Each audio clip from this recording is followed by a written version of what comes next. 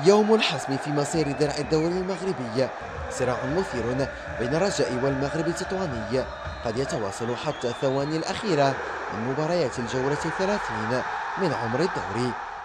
المغرب التطواني بعد الهزيمة الثقيلة بخماسية أمام الرجاء يعود ليستضيف نهضة بركان، مواجهة يدخلها أمام بركان بحتمية الانتصار وانتظار التعادل أو هزيمة الرجاء بأسف.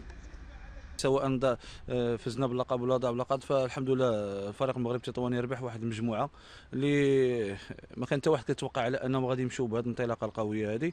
وفي نفس الوقت فاحنا استفدنا من كثير من الاخطاء، خصوصا من المباريات اللي ضيعنا.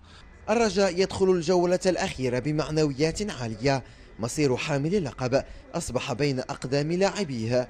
الفوز في آسف يضع الرجاء في مونديال الأندية.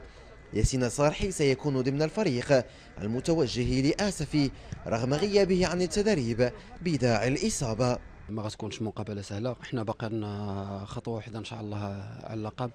ان شاء الله غنستعدوا لهذه المقابله هذه كجميع المقابلات. اللعابه كاملين واعيين بالمسؤوليه اللي عليهم.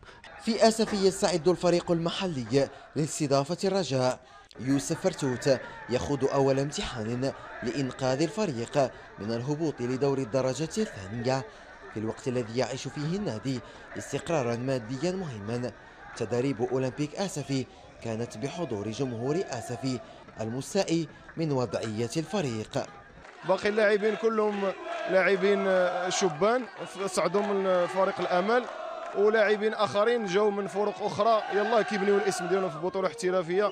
لذلك الجانب الذهني غادي يكون مهم في هذه المقابله. رحلة الدوري المغربي في المحطة النهائية صراع ثنائي على لقب البطولة، يصطدم بطموح أولمبيك آسف الساعي للبقاء ضمن كبار أندية المغرب. ياسين عرش، بين سبورتس، آسفي.